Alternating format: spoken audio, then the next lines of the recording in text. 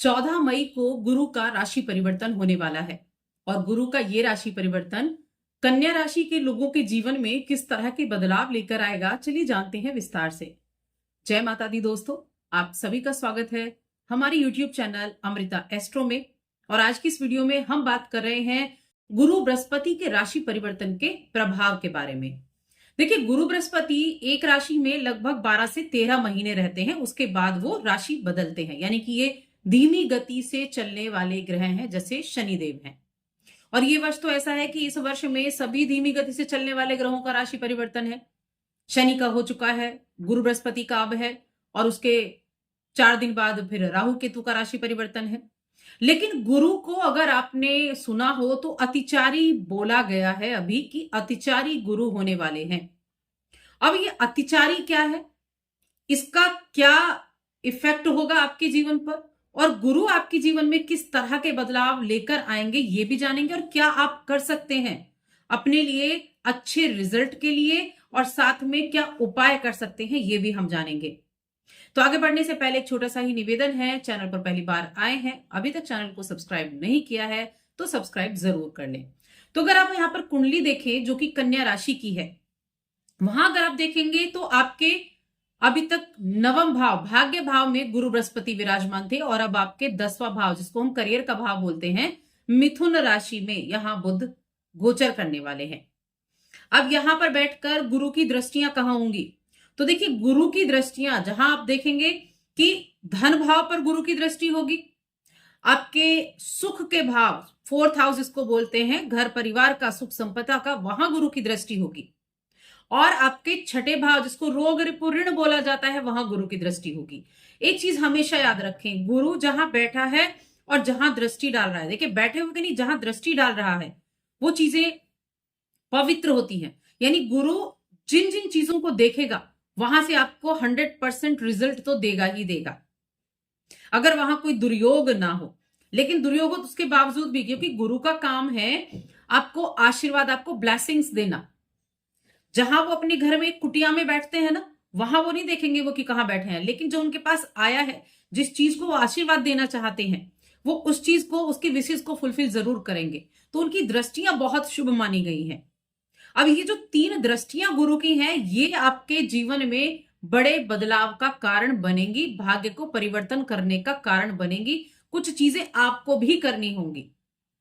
अब 14 मई को इनका राशि परिवर्तन हुआ और 1 वर्ष तक ये यहां रहेंगे। कब तक? जून के महीने तक।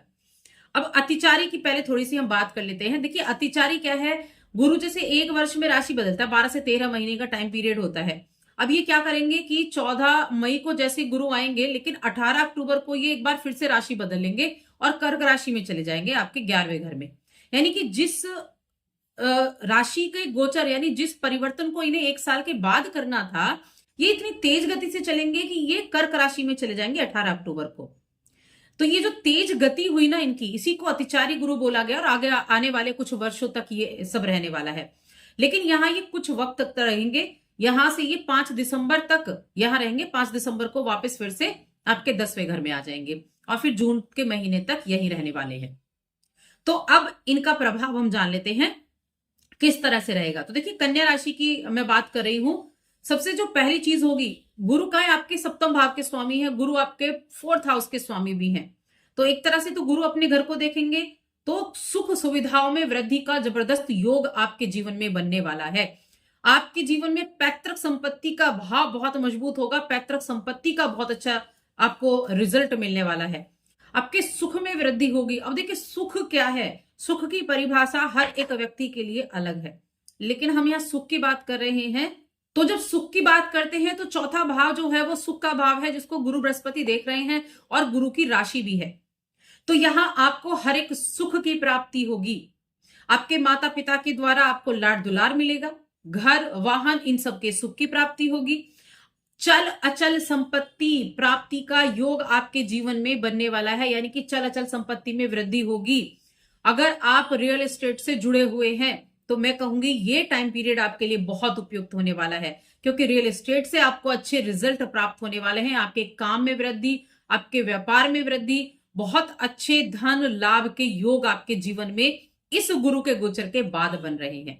इसीलिए तो कहा गुरु की दृष्टियां बड़ी कमाल हैं। गुरु की दृष्टि जहां पड़ेगी वहां से सुख तो प्राप्त होगा ही होगा, और वो तो गुरु का अपना घर है, 4th हाउस जहां गुरु की दृष्टि जा रही है।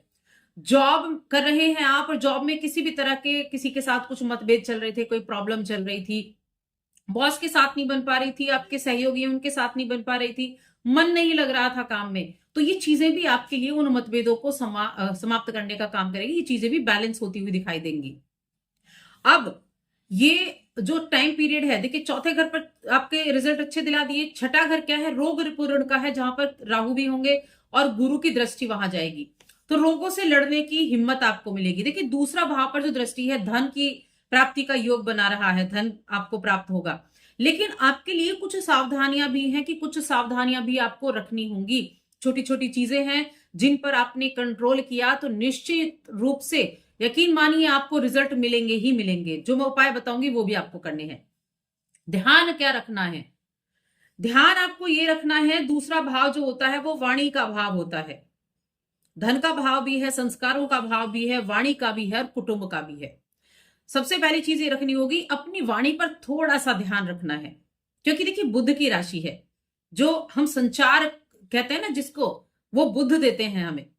तो वाणी पर जितना अधिक ध्यान रखेंगे उतना ज्यादा बेनिफिट आपको मिलेगा।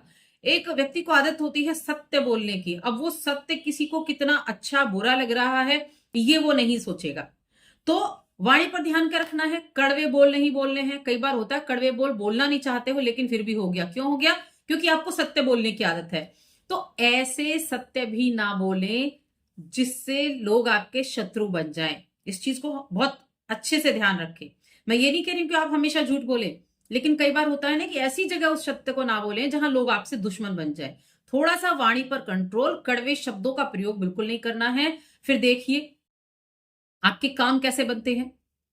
आलस आता है तो आलस की वजह से काम को नहीं रोकना है, अरे आज नहीं कल कर लेंगे, ये चीजें नहीं करनी है, आलस को त्यागना पड़ेगा। दूसरी चीज आपको ये करनी होगी, किसी पर बहुत ज्यादा प्रेशर नहीं बनाना है, चाहे वो आपके ऑफिस में हो चाहे वो आपके परिवार में हो। यानी कि किसी के ऊपर इतना दबाव नहीं डालना है कि मैं सारी चीजों को कंट्रोल करने वाला हूं, सारी चीजें मुझे अपने हाथ में चाहिए, मेरा कंट्रोल होना चाहिए। तो लोगों को स्वतंत्रता दें, फ्रीडम दें उनको, चाहे वो आपके घर परिवार में है, चाहे वो आपके ऑफिस में है, चाहे आप कोई बिजनेस चलाते हैं, आपके जो कर्मचारी हैं वो हो गए, लेकिन उनको फ्रीडम से काम करने की आपको सहूलियत देनी होगी। परिवार में भी लोगों के ऊपर अपना कंट्रोल बनाना बंद करें, उनको थोड़ी सी स्वतंत्रता दें, उनको थोड़ा सा फ्रीडम दें, और ये चीजें आपके लिए बहुत बेनिफिट देने वाली होंगी। इन चीजों का ध्यान आपको जरूर रखना होगा। इसके बजाय आप अपने रूटीन पर फॉलो कीजिए, अपने रूटीन पर ध्यान दीजिए, क्या चीजें आपको करनी है, क्या चीजें आप अपने लिए इंप्रूवमेंट कर सकते हैं, उस पर आपको ध्यान देना है।